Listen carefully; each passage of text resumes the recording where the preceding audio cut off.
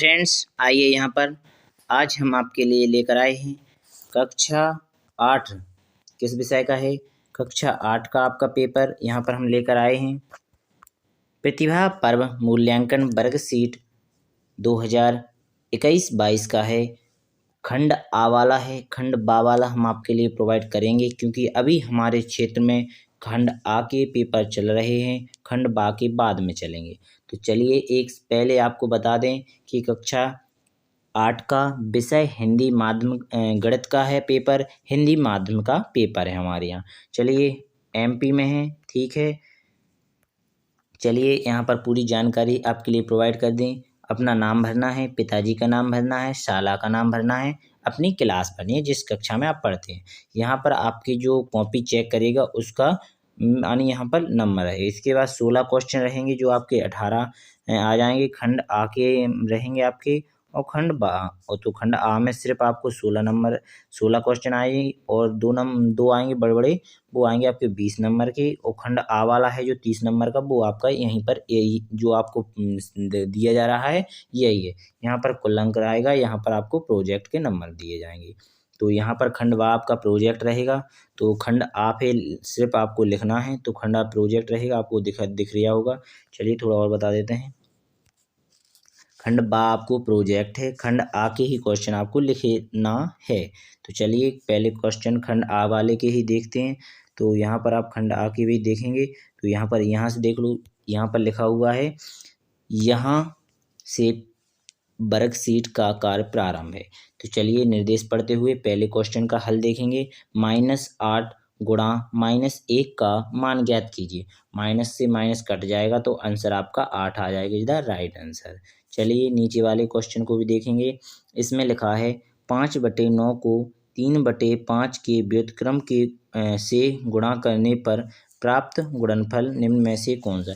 5/9 आपका लिखा हुआ है, व्युत्क्रम का मतलब होता है उसका उल्टा, तो 5/3 उल्टा कर देंगे, इसका इसमें गुणा होगा, इसका इसमें, तो इसका आपका सी इज द राइट आंसर आ जाएगा। चलिए अगले क्वेश्चन को भी देखेंगे। तो यहाँ पर यह रहा आपका अगला क्वेश्चन जो नीचे ही लिखा हुआ था।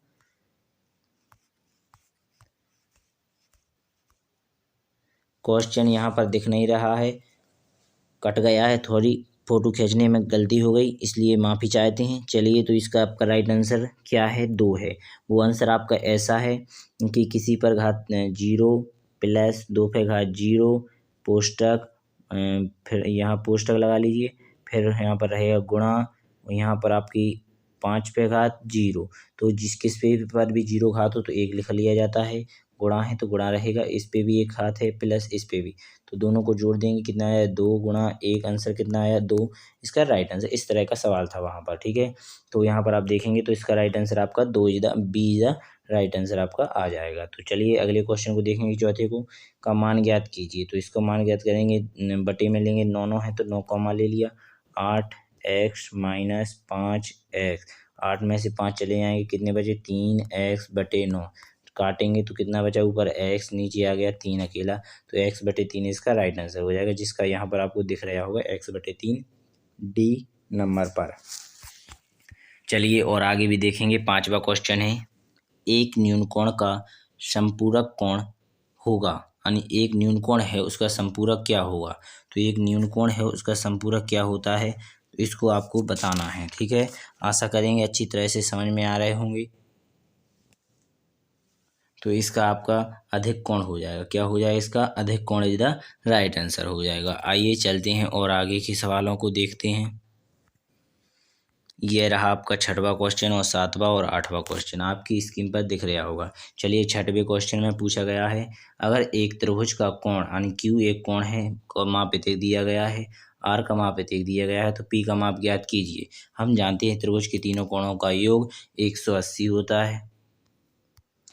तो यहाँ पर आपको करेंगे क्या करेंगे, इन दोनों को जोड़ देंगे, इन दोनों को जोड़ेंगे तो कितना आ जाएगा 99, जोड़ लीजिए इन दोनों को, इसको जोड़ेंगे तो 99 आ गया, 7 और 2 9, 5 और 4 9, तो यहाँ पर 180 में से 99 घटाएंगे तो कितना आ जाएगा 81। तो यानी आपका पी वाला कोण कितना होगा, तो 81 इज द राइट आंसर हो जाएगा। यह रहा आपका राइट आंसर।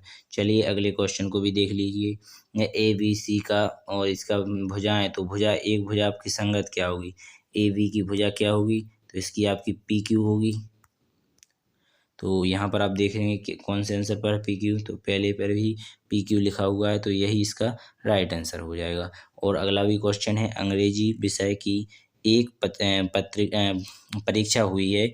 मैं 5 विद्यार्थियों के अंक एक के आए 36, एक के आए 28, एक के आए 7, एक के आए 39, एक के आए 45, 39, 45, इनका माध्यका ज्ञात कीजिए। माध्यका का हमने फॉर्मूला समझाया था कैसे ज्ञात होता है, तो इसे आप कैसे करेंगे, सबसे छोटी संख्या लिख लीजिए, सबसे बड़ी लिख लीजिए। सबसे छोटी, इससे बड़ी 28, फिर इससे बड़ी 36, फिर इससे भी बड़ी 39, इससे भी बड़ी 45।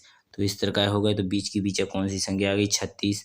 तो इसका राइट आंसर आ जाएगा आपका 36। ठीक है, बीच वाला में ही माध्य का कहलाता है, मध्य में होता है वो ही माध्य का कहलाता है। आशा करेंगे सारी ओटी समझ में आ गई होंगी। आइए अब क्वेश्चन आंसर को भी देख लेते हैं कौन से का क्या आंसर है। तो यहाँ पर आप देखेंगे नीचे यह रहा आपका क्वेश्चन, इसे कैसे हल करना है। यहाँ बोला पूछा गया है प्रतिशत ज्ञात कीजिए। तो 3/4 का 3/4 का प्रतिशत ज्ञात करोगे तो क्या होगा, प्रतिशत ज्ञात करना है तो प्रतिशत का मतलब क्या होता है, गुणा में 100। तो यहाँ पर 100 रहेंगे, 4 से 100 को काटेंगे, 4 दूनी 8, फिर बचे रहेंगे 4 पंचे 20, यानी कितना आ गया 25, 25 थी 75। तो इसका राइट आंसर कितना आ गया, 75% इज द राइट आंसर। इसी प्रकार कर सकते हैं। अगर आपको यहाँ पर नहीं दिखा तो आगे हमने सॉल्यूशन के साथ फोटो खींच के रखा हुआ है, वहाँ पर भी दिखा देंगे। चलिए समझाते चलेंगे, समझ लीजिए। और यहाँ पर भी देख लें इसे। यहाँ पर लिखा है एक दुकानदार ने एक कुर्सी 1 रुपए में खरीदी और 1 रुपए में बेच दी, तो उसका लाभ प्रतिशत ज्ञात कीजिए। उसका किराया मूल्य, यहाँ पर आप समझेंगे किराया मूल्य कितना है उसका, तो किराया मूल्य आपका 450 है। विक्रय मूल्य उसने कितने में बेच दी, तो विक्रय मूल्य रहेगा आपका कितना है, 500 है। लाभ प्रतिशत ज्ञात करने के लिए आपका रहता है लाभ, यानी कितने रुपए का लाभ हुआ, तो इसमें से घटाएंगे तो कितना आ गया 50। तो रहेगा ऊपर 50, नीचे रहेगा आपका कितने में से 500 क्रय मूल्य है, गुणा 100। 0 से 0 काटें, 0 से 0 कट गया, 5 से 5 एकम 5, यानी 10% का आपका लाभ हो गया। इस प्रकार आप यहाँ पर कर सकते हैं। अगर समझ में नहीं आया हो तो आगे हम आपको आंसर ही बताने वाले हैं, वहाँ पर देख लीजिएगा। चलिए दिखा ही देते हैं। तो यह रहा आपका आंसर यहाँ पर। तो पहले 9वें का यहाँ पर ये रहा जी वाला, तो इसे देख लीजिए। और यह रहा आपका 10वें वाले का। तो यहाँ पर देखिए किराया मूल्य विक्रय मूल्य, यहाँ पर ये 50 मूल्य आ गया है, लाभ बराबर प्रतिशत, तो 10% आपका राइट आंसर आ चुका है। दिख रहा होगा आशा करेंगे। चलिए तो और भी आगे दिखा देते हैं अगले क्वेश्चन को भी। तो अगले क्वेश्चन में पूछा गया है, अगला क्वेश्चन है आपका 25 किलोग्राम का 25 किलोग्राम का 350 ग्राम के अनुपात ज्ञात कीजिए। तो 25 किलो यानी 1 किलोग्राम में कितने होते हैं, तो 1000। तो 1000 का इसमें गुणा हो जाएगा, 1000 का गुणा कर दीजिए। और ग्राम यानी ग्राम में बदलना है, तो इससे इसे काट देंगे, 5 से इसे भी काट सकते हैं, 5 7 35, 5 से इसे काटेंगे, 5 25, इसका इसमें गुणा करेंगे 100 में, तो कितना आ जाएगा 500। और नीचे 7 है तो 7 इसी को अनुपात में लिख सकते हैं, 500 अनुपात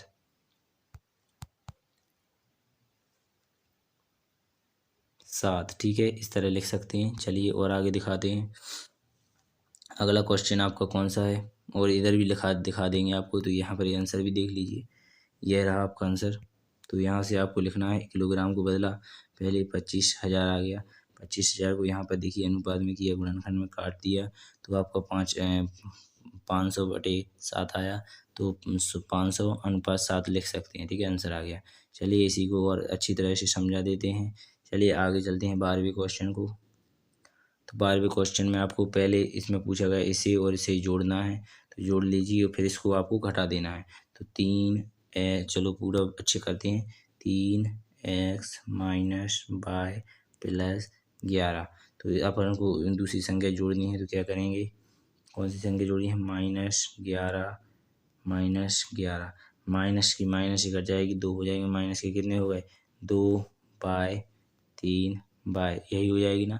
तो अब आपको घटानी है, तो घटाने से पूरे चिन्ह बदल जाते हैं। तो चलिए बदलेंगे, तो मैं जो 3x लिखा हुआ था ये माइनस का हो गया,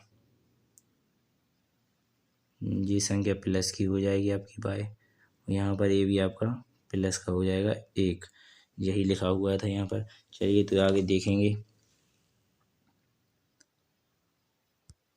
तो देख लिया आपने, तो चलिए दिखाते हैं। और तो अब घटाएंगे तो क्या इससे घट जाएगा, 2 में से x चला गया तो माइनस के बाय बचा, प्लस का 1 बचा, इसी का यह राइट आंसर हो जाएगा। चलिए अगर नहीं दिखा तो यहाँ पर भी देख लीजिए, ये रहा आपका उसका राइट आंसर, यहाँ पर भी किया गया है। 12वां क्वेश्चन देख सकते हैं, यहाँ से आपको 12वां क्वेश्चन दिख रहा होगा, माइनस बाय प्लस 11 आया आंसर, तो इसे भी देख लीजिए। और यहाँ पर ये लिखा हुआ है, दिख रहा होगा जी वाला, तो यही इसका राइट आंसर है 12वीं का। ठीक है, चलिए और 13वीं को अभी दिखा देते हैं। 13वीं में क्या पूछा गया है, 13वीं में पूछा गया है सिर्फ आपसे 4/9 की समतुल्य 4 परिमेय संख्याएं ज्ञात कीजिए। तो आपको ये 2 का गुणा करना है, फिर 3 का, इस तरह करते हैं। तो अगर समझ में ना आए तो यहाँ पर देखें, जैसे 4/9 लिखा हुआ है, इसे आप 2 गुणा 2 कर दीजिए, तो 8 गुणा 18 आ जाएगा, 8/18। इस प्रकार आप करते चलेंगे तो आशा करेंगे समझ में आ गया होगा। इसी प्रकार अगला करेंगे तो यहीं पर आपको 3 कर दिया जाएगा, फिर आपको यहाँ पर भी गुणा करेंगे, 3 चौको 12 आ जाएगा, फिर यहाँ पर करेंगे तो 21 आ जाएगा, 9 9 30 27 आ जाएगा, फिर 4 का गुणा कर दिया जाएगा नीचे ऊपर, तो ऊपर 16 आ जाएगा, 9 चौको 36 आ जाएगा, फिर 5 का गुणा कर दिया जाएगा, 5 चौको 20 आ जाएगा, 5 9 45 आ जाएगा। इस तरह आप कर सकते हैं पूरी तरह से हल। तो अगर नहीं आया समझ में तो यहाँ पर देख लीजिए, यहाँ पर किया गया है। तो आपको 4 ही परिमेय संख्याएं लिखनी थी, जो यहाँ पर 1 गुणा किया तो यहाँ पर ये आ गई, 2 आ गई, 3 और 4। तो इन सभी को आप एक अलग से लिख भी सकते हैं, 8/18, 12/27, 16/36, 20/45, चारों संख्या लिखनी थी, ये लिख दी गई हैं। आशा करेंगे समझ में आ गया होगा। चलिए अगले क्वेश्चन को भी देखेंगे। तो यहाँ पर अगला क्वेश्चन में लिखा है, एक वृत्ताकार पार्क का क्षेत्रफल ज्ञात कीजिए जिसकी परिमाप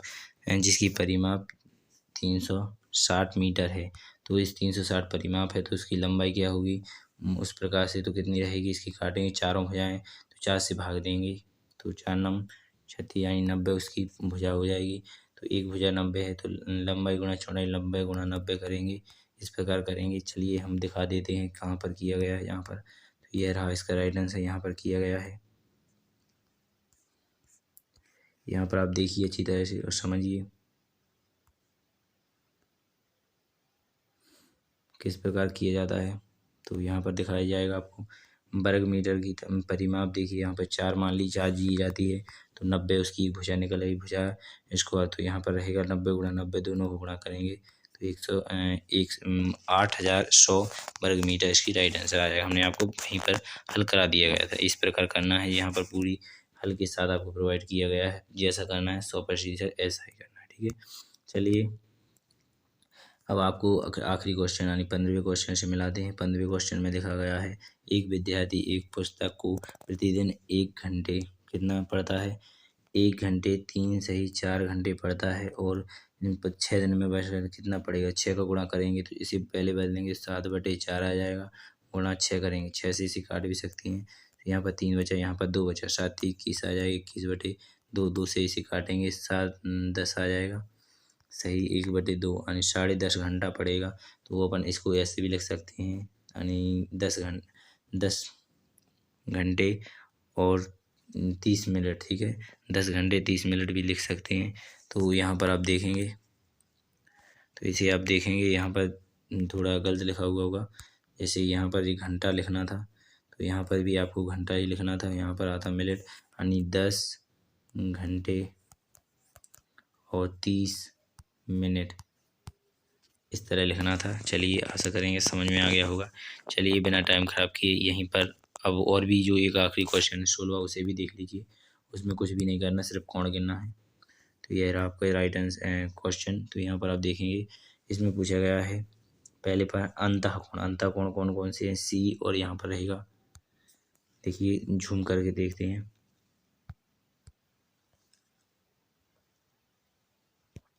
अंतःकोण यहाँ पर सी है, यहाँ पर एफ लिखा हुआ है। क्या लिखा है? सी।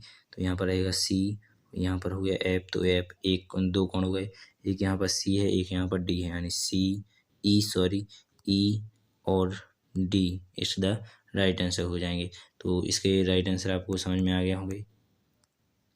दो हो गए, दो ही बताना था, अंतःकोण यही होते हैं। चलिए इसके बाद आते हैं अगले क्वेश्चन पर। इसमें पूछा है बाह्य कोण। क्या पूछा गया है? बाह्य कोण। तो बाह्य कोण एच और ए है, तो यहाँ पर लिख दीजिए एच ए। अगला लिखेंगे बाह्य कोण जी और बी। ये वो आपके बाह्य कोण हो जाएंगे। आशा करेंगे समझ में आ रहे होंगे। चलिए बाह्य कोण के बाद अब चलते हैं अपने अगले वाले क्वेश्चन पर। तो अगले बारे में लिखा हुआ है आपका, तो इसमें लिखा हुआ है आपका संगत कोण का युग्म लिखिए। तो संगत कोण का युग्म क्या रहेगा? संगत कोण का युग्म क्या है? संगत कोण का युग्म देखेंगे, जो ऊपर होता है वो नीचे होना चाहिए। तो यहाँ पर आप बता दें समझाने के लिए, जो यहाँ पर है वो यहाँ है, जो यहाँ है वो यहाँ है, जो नीचे है वो नीचे है, जो ये है जो है, इसे संगत कोण कहते हैं। तो चलिए एक एक करके लिख लीजिए। तो यहाँ पर किधर रहेगा? बी का संगत एफ रहेगा। अगला आपका ए का संगत ई रहेगा। अगला रहेगा आपका सी का संगत जी रहेगा। इसी प्रकार और भी करेंगे, एच का संगत डी रहेगा। चार ही लिख सकते हैं। चलिए और आगे वाला क्वेश्चन लिखा है एकांतर अंतःकोणों का युग्म लिखिए। एकांतर अंतःकोणों का युग्म क्या होगा आपका?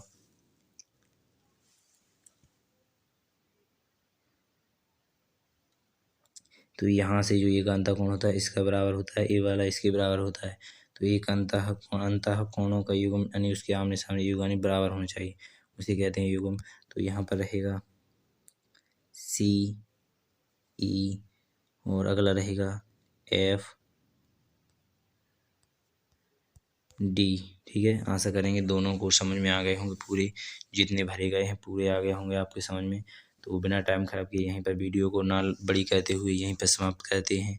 सभी भाई बहनों से निवेदन है कि जल्दी से चैनल को सब्सक्राइब कर लें और सभी पेपरों का इस चैनल पर सलूशन मिल जाएगा आपके लिए। चलिए अगली वीडियो मिलेंगे। जय हिंद जय भारत।